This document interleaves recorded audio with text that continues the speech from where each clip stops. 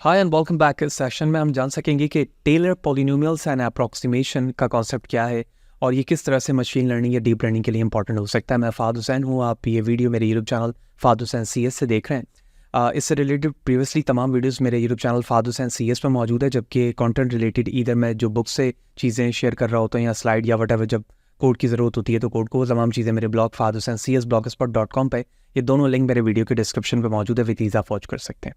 तो सबसे पहले तो हमें एक कॉन्सेप्ट समझना होगा ग्राफिकली, और उसके बाद फिर हम आएंगे कि टेलर पॉलिनोमियल और अप्रॉक्सीमेशन का कॉन्सेप्ट इस सेशन में क्या बताया जा रहा है। फॉर एग्जांपल, हमारे पास एक ग्राफ है जो कुछ इस तरह से विजुलाइज हो रहा है, एज लाइक दिस, राइट। इस विजुलाइजेशन ऑफ द ग्राफ में मैं किसी भी एक पॉइंट को कंसीडर करता हूँ। फॉर एग्जाम्पल, इस पॉइंट को हम लेते हैं और इस पॉइंट को मैं कहता हूँ कि ये एक पॉइंट C है, फॉर एग्जाम्पल, राइट। इस C पॉइंट में इस फंक्शन को, जो कि एक नॉन लीनियर कर्व पे मौजूद है, मैं ये चाहता हूं कि एक ऐसा फंक्शन हो जो एज अ इनपुट कंसीडर किया जाए, और वो इनपुट कंसीडर होते हुए based on the number of iteration, इधर वो डेरिवेटिव के फॉर्म पर हो या नंबर ऑफ आइट्रेशन में, क्योंकि ये कॉन्सेप्ट डीप लर्निंग या मशीन लर्निंग के रिस्पेक्ट से मैं अप्लाई कर रहा हूँ या कह रहा होता हूँ, तो यही वजह मैंने आइट्रेशन का वर्ड इस्तेमाल किया। आप इससे अभी डेरिवेटिव के कॉन्सेप्ट पे भी एडिशनल समझ सकते हैं। फॉर एग्जाम्पल, वो फर्स्ट ऑर्डर डेरिवेटिव है या फर्स्ट ऑर्डर पॉलिनोमियल है। फर्स्ट ऑर्डर पॉलिनोमियल का मतलब ये होता है कि जहाँ पर x की वैल्यूज़ जो होती है वो पावर 1 के साथ होती है। For example, x plus C plus 2C and so on, इस तरह की कुछ वैल्यूज़ है। और अगर इसी तरह से ये x स्क्वायर के साथ हो तो ये सेकंड ऑर्डर डेरिवेटिव होती है, जिसमें x की वैल्यूज स्क्वायर से स्टार्ट हो रही होगी, राइट। तो हमने जब फर्स्ट ऑर्डर लिया तो x की वैल्यू 1 है। कोई भी कांस्टेंट वैल्यूज हो सकती है वो। तो फॉर एग्जाम्पल, वो कांस्टेंट वैल्यूज कुछ इस तरह से एक स्ट्रेट लाइन बना रही थी, राइट। ओके, अब हमारी रिक्वायरमेंट ये है कि ये रिक्वायरमेंट हमारी इस बेस पर है कि मैं इस लाइन को, जो कि मैंने यहाँ पर ड्रॉ किया है, मैं इसे P कह लेता हूँ फॉर द पॉलिनोमियल। तो इस पॉलिनोमियल को मुझे इस फंक्शन जैसा बनाना है जो हमारा मेन f ऑफ x है, ठीक है। तो हम क्या करेंगे, कुछ ऐसी टेक्निक इस्तेमाल करेंगे कि ये स्ट्रेट लाइन जो फर्स्ट ऑर्डर है, ये किसी तरह से अपने आप को फिट करना शुरू करे, ठीक है। हम सेकंड ऑर्डर डेरिवेटिव लेंगे तो ये फर्स्ट ऑर्डर से, क्योंकि ये क्वाड्रेटिक की तरफ जा रहा होगा, तो जब उसका स्लोप कंसीडर किया जाएगा तो वो कर्व फॉर्म बनाएगा। सपोज करते हैं कि कर्व कुछ यूं बन गया, सेकंड कर्व, ठीक है। फिर इसी तरह से थर्ड कर्व होगा तो कुछ यूं हो सकता है। इसी तरह से फोर्थ कर्व में और नियरेस्ट जाएगा, और इसी तरह से एक खास नंबर ऑफ द आइट्रेशन के बाद ये किसी न किसी एक खास स्टेप पर पहुंचने के बाद अपने आप को बिल्कुल उसी कर्व से इंडिकेट करना शुरू कर देगा जो ओरिजिनली कर्व था। तो इस टेक्निक को, जिसमें हमने एक फर्स्ट ऑर्डर डेरिवेटिव्स या फर्स्ट ऑर्डर पॉलिनोमियल अप्रॉक्सीमेशन से अपने मेन फंक्शन को अप्रॉक्सीमेट करना शुरू किया, और Aahista Aahista number of the iteration के बाद हम अप्रॉक्सीमेट करने में कामयाब हो गए जो ओरिजिनली फंक्शन था। इस अप्रोच को फंक्शन अप्रॉक्सीमेशन कहा जाता है, जो कि यहाँ पर simple Taylor polynomial and approximation के साथ लिखा गया है। तो मैं इसके साथ एक फंक्शन का वर्ड भी ऐड कर देता हूँ। अब एक्चुअली ये फंक्शन अप्रॉक्सीमेशन इस्तेमाल होता है आर्टिफिशियल न्यूरल नेटवर्क के अंदर एज अ थ्योरम, ठीक है। और ये बड़ा एक इंपॉर्टेंट कॉन्सेप्ट होता है फंक्शन अप्रॉक्सीमेशन का, जो यही वजह है कि न्यूरल नेटवर्क्स ऑलमोस्ट हर तरह के प्रॉब्लम को सॉल्व करने की कैपेबिलिटी रखता है, क्योंकि based on the number of iteration and training वो अपने आप को उस इनपुट के, उस पैटर्न के मुताबिक कन्वर्ट कर लेता है जिस पैटर्न पर डेटा विजुलाइज हुआ होता है। और यही वजह है कि हम देखते हैं कि डिफरेंट नंबर ऑफ दी या maximum number of the problem को हम आर्टिफिशियल न्यूरल नेटवर्क के जरिए से अप्रॉक्सीमेट करके उसकी प्रोडक्शन कर देते हैं। That's a very important concept जो हमें पता होना चाहिए। अब इस अप्रॉक्सीमेशन की टेक्निक में दो इंपॉर्टेंट चीज़ें बड़ी कॉमनली इस्तेमाल होती हैं, जिसे हम टेलर एंड मैक्लोरियन सीरीज़ कह रहे होते हैं, टेलर एंड मैक्लोरियन अप्रॉक्सीमेशन कहते हैं। इस तरह के डिफरेंट वर्ड इस्तेमाल होते हैं, और इसी पॉलिनोमियल के कॉन्सेप्ट को टेलर के साथ इस सेशन में बताया गया है। अब आते हैं टॉपिक पे वापस। देखें, इस सेशन पे हमें वही कॉन्सेप्ट बताया गया है जो अभी मैंने ऊपर ये इस पार्ट में आपको विजुलाइज करके दिखाई है, ठीक है। सेशन थोड़ा लॉन्ग ज़रूर होगा, लेकिन बड़ी इंपॉर्टेंट चीज़ें मैं बताने लगा हूँ आपको। अगर आप फर्स्ट पैराग्राफ को देखें, polynomial approximation of the elementary function, the goal of this session is to show how polynomial function can be used as the approximation for other elementary function. यानी हमने दो फंक्शंस बनाए थे जिसको एलिमेंट्री कहा जा रहा है, तो पॉलिनोमियल फंक्शन को कैसे इस्तेमाल किया जा सकता है अप्रॉक्सीमेट करने के लिए। To find the polynomial function p that approximate another function f begin by choosing a number of c। यानी आप किस तरह के c इस्तेमाल कर रहे हैं जिसके जरिए से आप एक पॉलिनोमियल को दूसरे पॉलिनोमियल के लिए अप्रॉक्सीमेट करेंगे in the domain of the function, क्योंकि ये इसी डोमेन पे लाई कर रहा था। Eight which f and p, f वो मेन फंक्शन है और p जो पॉलिनोमियल मैंने लिया है, हैव द सेम वैल्यूज। यानी जब मैंने यहाँ पर लिया था इस पॉइंट पे, तो आप कंसीडर करो कि इस पॉइंट पर जो मेन फंक्शन का स्लोप था और मेरे पॉलिनोमियल फंक्शन का जो स्लोप था वो दोनों ही सेम होगा, क्योंकि जिस स्पेसिफिक पॉइंट पे वो लाई कर रहा था। तो बेस्ड ऑन दिस मैं कह सकता हूँ कि जो पॉलिनोमियल की वैल्यूज है कांस्टेंट पे, एक्चुअली वही पी ऑफ सी की भी वैल्यूज होगी, और graph of F and P pass through C and F C. और इस ग्राफ में 9.10 के अंदर इन्होंने ये दिखाया है, देखो इस पॉइंट के अंदर सी और एफ सी दोनों सेम होंगे, तो जो इसका डेरिवेटिव होगा यानी पॉलिनोमियल का और जो हमने मेन फंक्शन लिया है उन दोनों का डेरिवेटिव भी सेम होगा इस पॉइंट पे सिर्फ, ठीक है। Now the approximation polynomial is used to expand about C and centered at C, यानी C पॉइंट को सेंटर लिया। Geometrically the requirement of the PC is equal to FC means that the graph of the P passes with the point C and FC, यानी उस point से वो पास हो रहा है जहाँ पे C और FC लाई कर रहे हैं। Of course there are many polynomial whose graph pass that the point, जाहिर सी बात है बहुत सारी polynomial बनाए जा सकते हैं जो इस पॉइंट से क्रॉस करें। Your task is to find the polynomial whose graph resembles the graph of the near to the point F. One way is to impose the additional requirement that the slope of the polynomial function be the same as the slope of the graph of the function at the point C and FC. So based on this, the slope of the polynomial is equal to the slope of the main function, ठीक है, और यही चीज़ यहाँ पर दिखाई गई है। अब ये कॉन्सेप्ट तो बिल्कुल देखो वही था जो अभी मैंने फंक्शन अप्रोक्सीमेशन के अंदर बताया है। अब जब हम किसी एक रियल लाइफ एग्जांपल्स या फिर one of the common example first order derivative के एक्सपोनेंशियल एक्स को देखें, जिसका डेरिवेटिव भी एक्सपोनेंशियल एक्स ही होता है, तो हमारे पास एक्सपोनेंशियल एक्स का जो ग्राफ है ना, जूम करता हूँ मैं थोड़ा, वो देखो डार्क जो ब्लैक के साथ है ना वो है, जबकि फर्स्ट ऑर्डर जो पॉलिनोमियल हमने लिया 1 + x लिया है या x+1, ठीक है, इस तरह से मैं कंसीडर कर सकता हूँ। अब मुझे क्या करना है इस पॉइंट पे, इसका मतलब ये हुआ कि इस पॉइंट पर जो x की वैल्यू है वो 0 है, तो इसका मतलब ये हुआ कि इस वक्त c की वैल्यू 0 ली गई है, ठीक है। टेलर एंड मैक्लॉरिन में यही एक्चुअली फ़र्क है, ठीक है।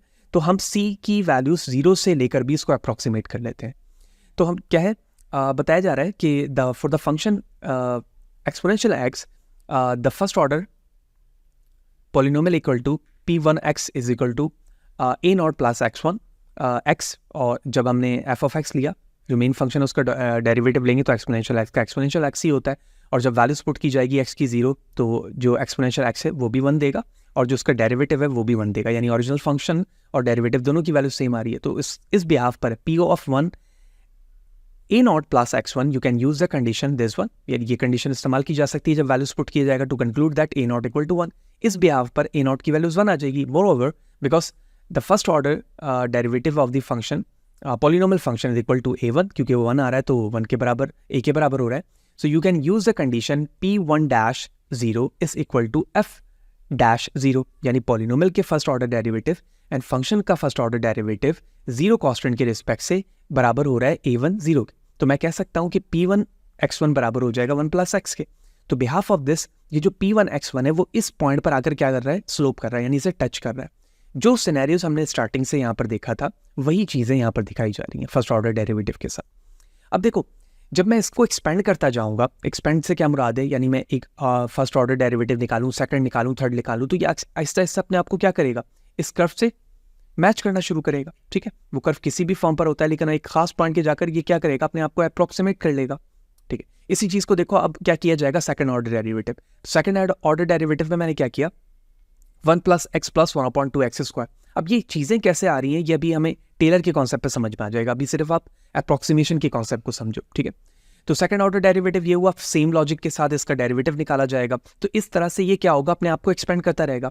तो इसकी मजीद एक्सपेंडिंग वैल्यूज क्या हो जाएगी, 1 + x फर्स्ट ऑर्डर, इस फर्स्ट ऑर्डर के बाद ये आ गया सेकंड, फिर ये आ गया थर्ड, और इस तरह से ये nth ऑर्डर तक जाएगा। तो जब ये nth ऑर्डर तक जाएगा तो देखो जब मैंने सेकंड ऑर्डर निकाला तो ये कर्व देखो, ये वाले ये कर्व इस तरह से चला गया, ये इधर चला गया, फिर ये इस तरह से अपने आपको एडजस्ट करता रहेगा, ठीक है। क्योंकि प्रीवियस तो मैंने एक रफ बनाया था, यहाँ पर एक सेकंड ऑर्डर का एक रियल ग्राफ मौजूद था, तो ये इसमें आपको एक्सपेंड करता रहेगा। अब इसी तरह से थर्ड ऑर्डर पे आओ, तो थर्ड ऑर्डर डेरिवेटिव में यहाँ पे वैसे एग्जांपल में लिख दिया गया है लेकिन यहाँ पर उनको एक्सपेंड करके दिखाया जा रहा है। अब अगर आप कैलकुलेटर की लॉजिक के जरिए से देखो तो ये x की वैल्यूज है स्केल पर, ये 0 है, फिर 0.1 0.2 और ये नेगेटिव का है। एक्सपोनेंशियल x की डिफरेंट वैल्यूज है, ठीक है, इस तरह से, और ये थर्ड ऑर्डर डेरिवेटिव की वैल्यूज है। तो आप देख रहे हो कि वैल्यूज क्या हो रही है, नियरेस्ट आती जा रही है ना। ये देखो 1 पे भी ये इसके नियरेस्ट आ रहा है, p0 पे 1.2 इसके नियर आ रहा है, 2.7 तो ये 2.6 इसके नियरेस्ट आता जा रहा है। तो क्या हो रहा है, ग्राफ आहिस्ता आहिस्ता उसके करीब पहुंचता जा रहा है। थर्ड ऑर्डर डेरिवेटिव में 1/6 हो गया, फोर्थ में जाओगे 1/24, फिर 1/20, 120, 720 एंड सो ऑन, इस तरह से वैल्यूज़ बढ़ती जाएगी। तो एक्सपोनेंशियल एक्स की यही वजह है कि कॉमनली इस्तेमाल होने वाला ग्राफ है जो नॉर्मली हम डिफरेंट फॉर्मेशन में देखते हैं, जो अभी हमने यहाँ पर फंक्शन अप्रॉक्सीमेशन में भी देखा। अब जब ये कॉन्सेप्ट हमें समझ में आ गया ना, तो अब हमें टेलर एंड मैक्लॉरिन के पॉलिनोमियल का कॉन्सेप्ट समझ में आएगा कि एक्चुअली इसका थ्योरम हमें क्या कहता है और वो किस तरह से प्रॉब्लम को एक्सपेंड करके दिखाता है जब मुझे किसी फंक्शन को अप्रॉक्सीमेट करना हो। देखो, इसका एक और कॉन्सेप्ट आता है कि समटाइम हमें जो फंक्शन दिया जाता है ना, कोई भी फंक्शन दिया जाता है वो बहुत कॉम्प्लेक्स होता है, ठीक है। तो उस कॉम्प्लेक्स फंक्शन को सॉल्व करना या उसे अप्रॉक्सीमेट करना हमारे लिए काफ़ी मुश्किल होता है। तो उस कॉन्सेप्ट के लिए टेलर और मैक्लॉरिन के वो कॉन्सेप्ट हैं जो कैलकुलस के अंदर एज अ थ्योरम इस्तेमाल होते हैं, जिसको हम मैक्लॉरिन सीरीज़ भी कहते हैं, पॉलिनोमियल्स भी कहते हैं, जो इन तरह के कॉम्प्लेक्स प्रॉब्लम को सॉल्व करके दिखाता है और उसके अप्रॉक्सीमेशन कॉन्सेप्ट बता देता है कि एक्चुअली इसे सॉल्व करने के लिए किस तरह की लॉजिक इस्तेमाल होगी। अब देखो यहाँ पर क्या हो रहा है, the polynomial approximation f of x equal to exponential x given an example 2 जो कि हमने ऑलरेडी देख लिया, c equal to 0 के साथ उन्होंने एक्सपेंड किया। तो for expression about the arbitrary value of c it is convenient to write the polynomial in this form। अगर c की वैल्यू 0 से शुरू की जा रही है, जो मैंने पॉलिनोमियल लिया और मैं उसे एक्सपोनेंशियल x के लिए अप्रॉक्सीमेट करने के लिए इस्तेमाल कर रहा हूँ, तो उसका फॉर्मूला कुछ पॉलिनोमियल में इस तरह से हो जाएगा, ठीक है। इससे हमें समझना है कि एक्चुअली ये कॉन्सेप्ट क्या है। जूम करता हूँ। देखो, सबसे पहले a0 और उसके बाद a1 x माइनस सी, ये तो हमारा फर्स्ट ऑर्डर था। इस फर्स्ट ऑर्डर को अगर बगौर समझो तो सबसे पहले a0 और a1 ये तो कांस्टेंट वैल्यूज़ है, x वो वैल्यू है जो हमें फर्स्ट ऑर्डर में दी गई है और कांस्टेंट वो वैल्यूज़ है जिस पे हमारा पॉलिनोमियल वर्क कर रहा है, यानी c इक्वल टू 0, ये फर्स्ट ऑर्डर। सेकंड में क्या होगा, x a2 वैसे ही रहेगा, x माइनस 1 का स्क्वायर हो जाएगा, फिर a3 के अंदर क्यूब हो जाएगा, फिर fourth and so on values चलती रहेगी। इसी तरह से जब मैं इसे सॉल्व करने लगूंगा तो जाहिर सी बात है वो डेरिवेटिव के साथ आएगा, तो रिपीटेड क्या होगा, डिफरेंशिएशन इस्तेमाल हो रहा होगा वहाँ पर। अब देखो, मैंने पी एन ऑफ एक्स को फर्स्ट ऑर्डर में लिखा है, तो फर्स्ट ऑर्डर में लिखूंगा तो ये वैल्यू 0 हो जाएगी। अब ये 0 हो जाएगी तो यहाँ पर क्या है, 1 है, इसका डेरिवेटिव लूंगा तो 1 पहले आ जाएगा x माइनस 1 के साथ, तो ये a1 वैल्यू हो गई क्योंकि ये पावर 0 हो जाएगी, ठीक है। तो पावर 0 1, तो a1 डायरेक्टली यहाँ पर आ गया। फिर ये 2 पहले आ जाएगा तो 2 a2 हो जाएगा, x माइनस c 1 के साथ आ जाएगा। ये फर्स्ट ऑर्डर डेरिवेटिव स्केलिंग दी गई। फिर इसके बाद सेकंड ऑर्डर डेरिवेटिव निकाला, ठीक है, इसका, ठीक है, और फिर ये थर्ड निकाला। इस तरह से ये सो ऑन वैल्यूज चलती रहेगी, तो एट लास्ट ये nth ऑर्डर में कुछ यूँ हो जाएगी। आई एम श्योर कि मुझे बताने की जरूरत नहीं है कि डेरिवेटिव का कॉन्सेप्ट क्या होता है। अब देखो क्या होगा, let x equal to C you then obtain. अगर मैंने x को c पे कन्वर्ट कर लिया, इसका मतलब है मैं किसी कांस्टेंट पॉइंट पे मौजूद हूँ, तो p ऑफ सी एन बराबर हो जाएगा a0 के, ठीक है। ओरिजिनल की फंक्शन की बात हो रही है, ठीक है। और अगर मैं फर्स्ट ऑर्डर की बात करूं तो वो a1 के बराबर हो जाएगा। p ऑफ n c की वैल्यूज इस तरह से बन जाएगी और p ऑफ n ये बन जाएगी।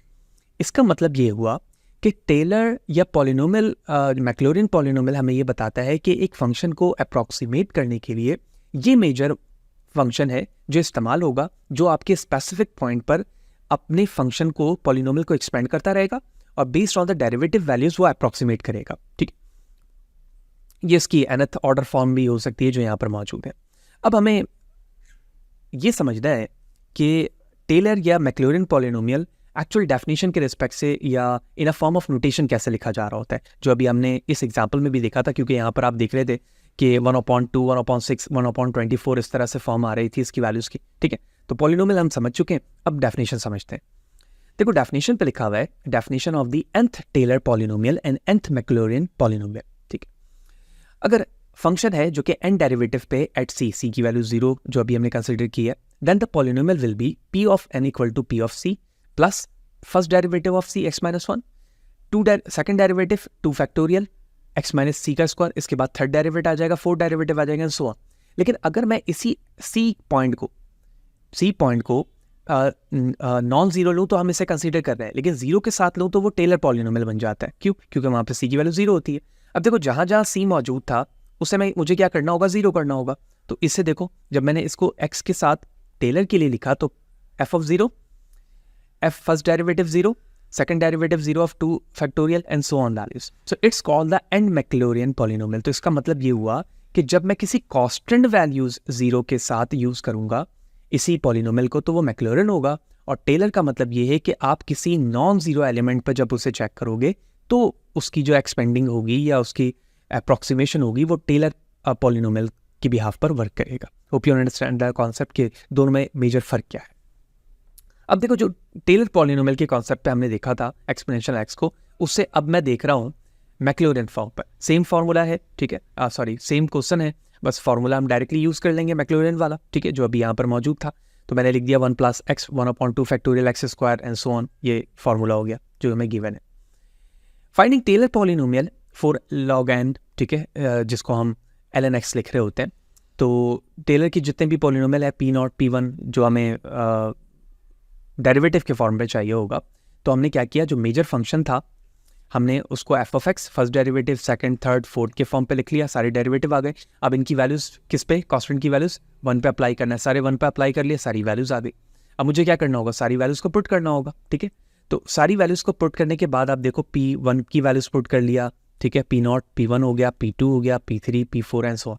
इन सारी वैल्यूज़ को जब हमने पुट कर लिया तो ये इसके कंप्लीट वैल्यूज़ आ रही है। जैसे यहाँ पर आप देखो x-1 है, ये सेकंड डेरिवेटिव की वैल्यू है, ये थर्ड की है, ये फोर्थ की। तो इसका मतलब ये हुआ कि जो मेजर हमारा फंक्शन था p1 जिसको हमने log n कहा, वो फर्स्ट डेरिवेटिव यानी फर्स्ट स्टेप पे ये रहा, फिर सेकंड, फिर थर्ड और फोर्थ। और आप फोर्थ को देखो तो ये जो वैल्यूज़ है वो काफ़ी नियर आ गई है, यानी इतना जो पार्ट है वो आप देखो क्या हो चुका है, बिल्कुल अप्रॉक्सीमेट हो गया। और इसी तरह से जब मैं जैसे जैसे आगे जाता रहूँगा ये वैल्यूज़ क्या होती रहेगी, वो होती रहेगी। और ये वो पॉइंट है जहाँ से हमारी अप्रॉक्सीमेशन शुरू हुई टेलर पे, क्योंकि सी की वैल्यू हमने 1 ली थी, ठीक है। और इसी को आप कैलकुलेट करते रहोगे तो जो log n की वैल्यूज़ होती है वो उसके बराबर आने लगेगी। अगर साइंटिफिक कैलकुलेटर से लेके तो वो उसके बराबर आना शुरू होगी और अप्रॉक्सीमेशन हमारी क्या होने लगेगी, नियर होने लगेगी। तो hope you will understand the concept कि ये मशीन लर्निंग और डीप लर्निंग के अंदर ये कॉन्सेप्ट एडिशनली कैसे इस्तेमाल हो रहा होता है। इसी तरह से मैक्लॉरिन पॉलिनोमियल को आप cos x, sin x, cot इस तरह में भी, इन नोटेशन में भी इस्तेमाल कर सकते हैं। लॉजिकली हम कॉन्सेप्ट समझ चुके हैं, right. Find the Maclaurin polynomial p0 p2 p4 p6 इस तरह की वैल्यूज़ ले ली मैंने, ठीक है। जो हमारा क्वेश्चन था वो cos x था और cos की जो वैल्यूज़ है वो 0.1 दी गई है। तो क्वेश्चन है यानी फंक्शन है, फर्स्ट डेरिवेटिव, सेकंड, थर्ड, तमाम वैल्यूज़ पुट कर ली, ठीक है, और उसकी तमाम की वैल्यूज़ कैलकुलेट कर ली जो हमें चाहिए थी। तो अब अगर यहाँ फंक्शन को देखो तो ये जो ब्लैक कलर है वो मेजर हमारा कॉस का फंक्शन है। उसके बाद जैसे जैसे वैल्यूज चेंज होती जा रही है वो अपने आप को क्या कर रहा है, अप्रॉक्सीमेट कर रहा है, जो यहाँ पर दिखा रहा है, ठीक है। इसी तरह से ये वैल्यूज आगे चलती रहेगी और एट लास्ट ये कंप्लीटली अपने आप को अप्रॉक्सीमेट कर लेगा। Same for the sine x, c की वैल्यू π/6 दी गई है, ठीक है। ये साइन का कर्व है ब्लैक, और आप देखो फर्स्ट डेरिवेटिव, सेकंड, थर्ड, और जो वैल्यूज़ हमें π/6 की दी गई थी वो पुट करके हमने वैल्यूज़ निकाला। ये सारी चीज़ें आई एम श्योर कि आपको पता होंगी, बेसिक कैलकुलस के अंदर ये सारी चीज़ें हमने पढ़ी हुई हैं। ट्रिग्नोमेट्रिक का मैंने प्लेलिस्ट बनाया हुआ था, वो अगर आपने देखा होगा तो ये सारे कॉन्सेप्ट आपको पता होंगे। फिर हमने तमाम वैल्यूज़ को पुट किया, p3 कैलकुलेट किया, और इनकी जो अप्रॉक्सीमेशन वैल्यूज़ होगी एक्चुअली वो इसी साइन x π/6 की भी होगी जो हम ओरिजिनली कैलकुलेटर से कैलकुलेट करके देख रहे होंगे। और इसकी विजुअलाइजेशन से यहाँ पर हमें मज़ीद पता चल रहा है कि ये किस तरह से अपने आप को मज़ीद इनक्लोज कर रहा है या अप्रॉक्सीमेट कर रहा है। So the Taylor polynomial and the Maclaurin polynomial can be used to approximate the value of the function at the specific point, जैसे हमने c की वैल्यूज देखी। For instance, to approximate the value of the log n 1.1, you can use the Taylor polynomial where the function ln x expand values at c as shown in example 4 जो अभी हमने देखा, और you can use the Maclaurin polynomial as shown in example 7। यानी आप जिस example को consider करेंगे उसमें आपको देखना होगा कि वहाँ पर अगर वैल्यूज़ मैक्लॉरिन की बिहाफ पे दी जा रही है तो मैक्लॉरिन का फार्मूला इस्तेमाल होगा, वरना टेलर का इस्तेमाल होगा। इसी तरह से मज़ीद भी क्वेश्चन है, अगर मैं थोड़ा सा ब्रीफ यहाँ पर चलूँ क्योंकि कॉन्सेप्शन हमें समझ में आ चुका है। यहाँ पर मैक्लॉरिन इस्तेमाल हो रहा है 1.1 के साथ, अभी यहाँ पर ये एग्जाम्पल 7 की बात हो रही है, और जो मेजर फंक्शन दिया गया है वो ln x+1 का है। तो हमने gx से रिप्रेजेंट किया, 4 डेरिवेटिव निकाल लिया, वैल्यूज़ हमें 1.1 के रिस्पेक्ट से यूज़ करनी थी तो वो हमने यहाँ पे यूज़ किया, उनकी वैल्यूज़ आ गई, कैलकुलेट किया, and that is approximately equal to 0.09533083। इनकी टेबल्स यहाँ पर मौजूद है तमाम अप्रॉक्सीमेशन की, और ये अपने आप को नियरेस्ट करता जा रहा है। अगर आप यहाँ पर देखें तो 69 से ये 58 तक पहुँच गया, 55 से 53, 40 से 40, 0.09 से 0.09 तक नियर होता जा रहा है।